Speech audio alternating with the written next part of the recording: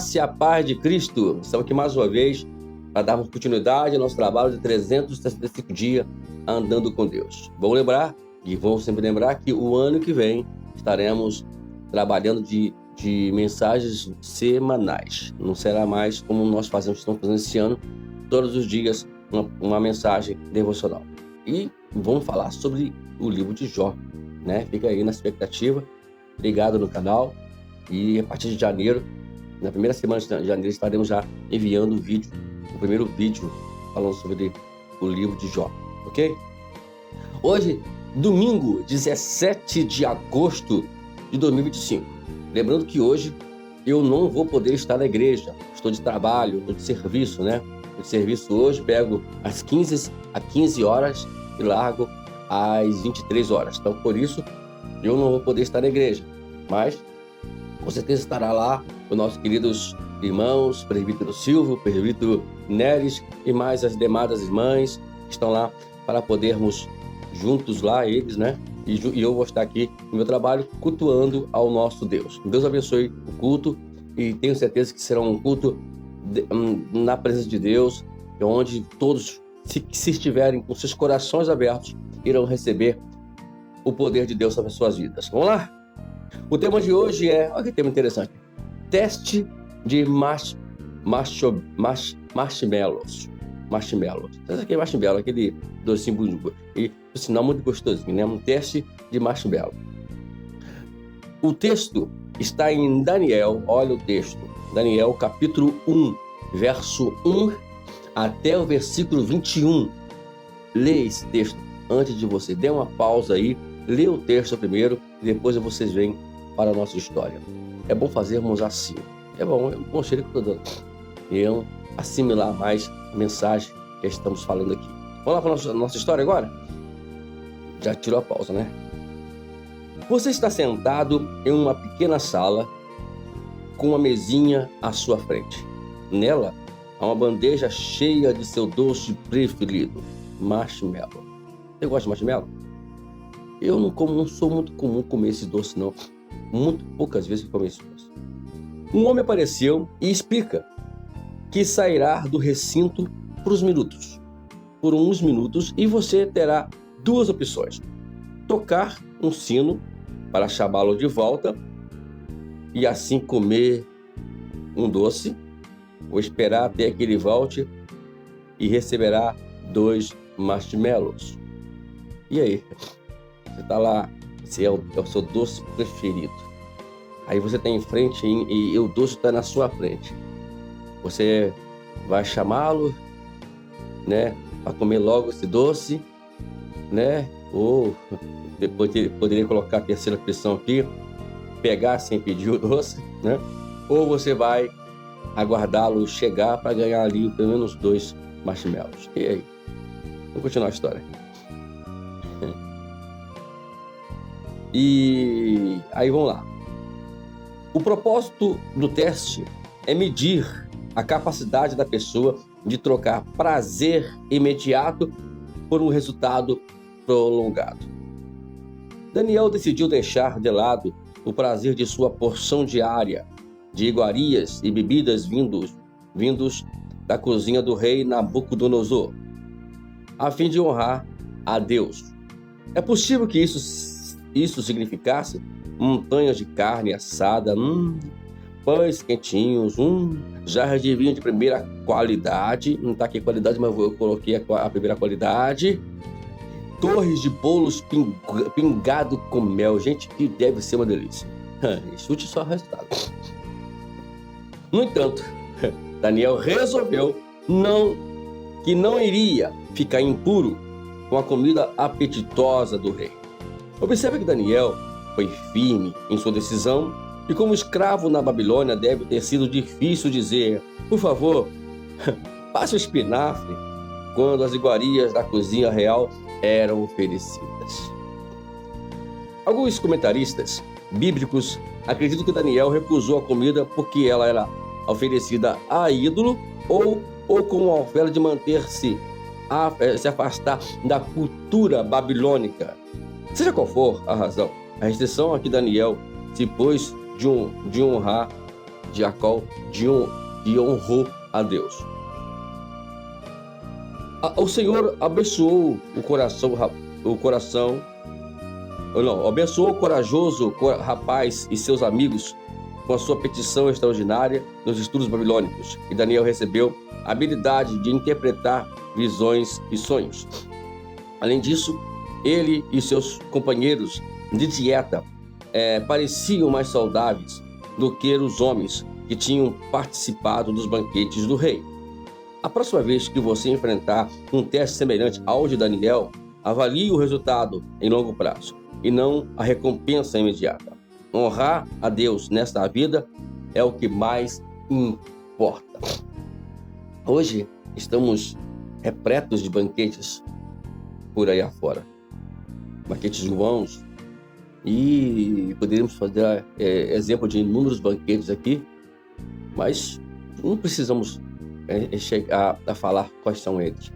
E muitos de nós, e todos vocês, já sabem os banquetes. O que mais importa é quando você se confrontar com coisas semelhantes dessa e perguntar: isso vai honrar a Deus? Isso vai glorificar o nome de Deus na minha vida?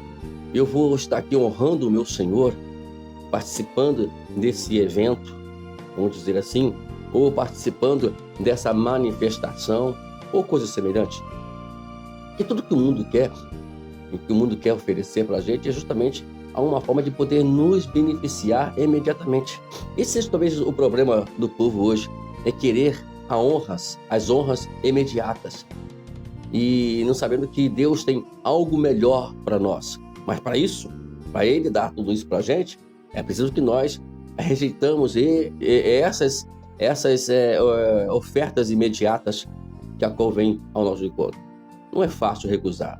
Para Daniel e seus amigos não foi fácil recusar aquelas iguarias que nós aqui mencionamos algumas qualidades delas. E não foi difícil, não foi fácil.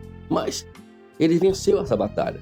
Ele venceu tudo. Ele venceu a sua tentação, porque pensa que não, eles foram tentados, mas eles tinham um propósito: honrar somente a Deus. E por esse motivo, eles disseram assim: nós vamos fazer a recusa.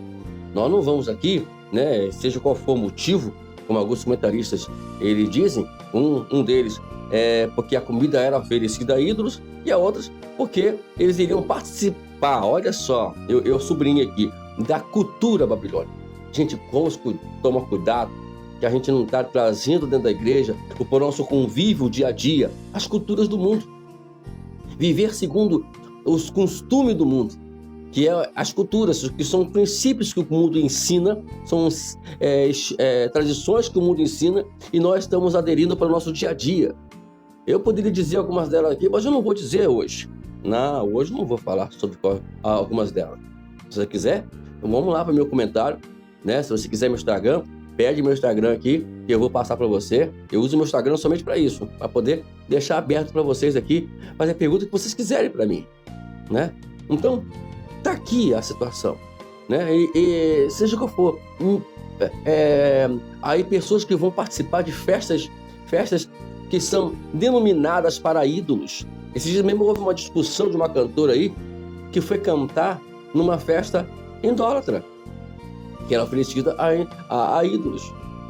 E foram aí aqueles que a qual segue foram falar isso, ela ficou brava ainda, Que ninguém tinha nada a ver com a vida dela. Não tem. Todo momento que você se expõe ao público, você tem que dar satisfação ao público a qual assiste você, Como pastor. O pastor, ele não pode dizer que ninguém tem nada a ver com a sua vida. Tem muito a ver, porque ele é uma pessoa exposta na igreja. Ele é a pessoa que tem que dar exemplo da igreja. Então, nós como pastores, nós temos que fugir de determinadas culturas ou de determinadas coisas que vão, de alguma forma, manchar ou dar uma ideia errada da nossa conduta como crente. Não é coisa assim semelhante. E ali vemos o resultado disso, Eles recusaram tudo aquilo ali, com medo das iguarias dos reis, daquele banquete fabuloso, que delícia. Mas eles recusaram, E por conta disso, Deus os abençoou, né? Eles foram grandes homens. Daniel teve revelações de sonhos e visões, né? Os 3 companheiros dele foram que também tiveram ali uma participação muito especial, e uma delas, a mais magnífica, que foi a fornalha de fogo, que a qual lançaram eles, e eles recusaram se prostrar diante daquela estátua. Isso, quantas pessoas hoje estão se inclinando diante de estátuas, sejam elas pessoas que estão no mundo no evangélico, seja no mundo cristão, no mundo católico, o que for, né? A gente está aqui pregando religião e nem igreja, estamos pregando aqui a Bíblia Sagrada. Enquanto nós mencionamos a Bíblia, nós podemos mencionar todas aquelas que são ditas como religião também. E aí vai, né? Eles não se prostraram. Por conta disso, o nome do Senhor foi glorificado. Então vamos lá. Precisamos glorificar o nome de Deus. Esses dias eu estava conversando com um amigo meu no trabalho sobre o que significa sermos o santuário de Deus, né? Ali no templo tinha o lugar, tinha o pátio, o lugar santo e o santo dos santos, que era o lugar santíssimo. É justamente naquele lugar onde Deus se manifestava a sua glória, que é a sua presença, que é o seu poder, que é a sua influência. E é justamente esse lugar que Deus fala que é o nosso coração, que devemos purificar ele, para poder Deus manifestar a sua glória nesse templo, nesse santuário, para que, quando as pessoas olharem para nós, não vejam ver as nossas obras, mas venham ver as obras do nosso Deus. Nosso trabalho aqui é pregar a Bíblia, mas sempre deixando claro: quem salva, quem liberta e quem batiza, quem faz a obra é o Espírito Santo. Se nós assim agirmos, se nós assim nos procedermos, com certeza nós estaremos honrando o nome do Senhor. Não tome a glória para você, não tome a glória para nós. Vamos dar glória ao Senhor. E aqui, esses homens fizeram isso, e o nome do Senhor foi glorificado lá em Babilônia. Mesmo em meio ali ao cativeiro, presos, eles sabiam que estavam ali como cativos, como prisioneiros, escravos de Babilônia. Mas eles, mesmo assim, glorificaram o nome do Senhor, como aconteceu com José e assim com outros homens da Bíblia. Como aconteceu com Paulo e Silas, quando estavam lá presos, todos machucados, lá em Filipos, e eles glorificaram o nome do Senhor. Honrar a Deus, independente da circunstância. Honrar a Deus, independente do que você está passando. Honrar ao Senhor. Honre ao Senhor. Toda vez que você tiver alguém oferecer algo para você, você pergunte para Deus: isso estará te honrando, meu Deus? Pois se não estiver te honrando, eu não quero. Seja o que for. Pode ser o maior dinheiro do mundo. Pode ser o maior prêmio do mundo. Mas que tudo isso seja dado somente para que o nome do Senhor seja honrado. Nada mais do que isso. O meu nome, o teu nome, não apareça, mas que o nome dele seja evidente. Como João Batista falou, que ele cresça e eu diminua. Deus te abençoe. Vamos lá. É um assunto bom de falar, né? Examine, vamos lá. Leia o livro, vamos ler, hein? Leia o livro. Olha só, eu falei aqui, né? Tá aqui dentro, tá? Leia o livro de Gênesis, capítulo 39, verso 10 a 11. E observe como José escapou da armadilha do prazer sexual imediato. E a carta aos Hebreus, capítulo 11, versos 24 e 25, para ver a relação entre a fé e o autocontrole. Leia aí, né? Eu vou repetir: Gênesis, capítulo 39, verso 10 e verso 12, e Hebreus, capítulo 11, verso 24. Aí, nesse aqui, para você ver a relação entre a fé e o controle. O primeiro que eu mencionei, para poder mostrar como José escapou daquele prazer, né? Porque aquela mulher, né? A mulher de Potifar, deve ser uma mulher magnífica. Mas eu sei que José, a carne falou: eu não vou. Isso não irá honrar o nome do Senhor. E ele não foi. Para terminar, considere: qual a diferença entre força da vontade e o poder de Deus no domínio próprio? Sabe? Então, qual a força da vontade e o poder de Deus? Então, vamos estudar. Vamos fazer esse dever de casa agora. A última, qual a importância de sabermos que o domínio próprio é o fruto do Espírito? Né? Qual a importância? Vamos também investigar isso, ok? Deus te abençoe. Que esse teste do marshmallow não venha te levar para o inferno, mas que venha te levar para o céu. Amém.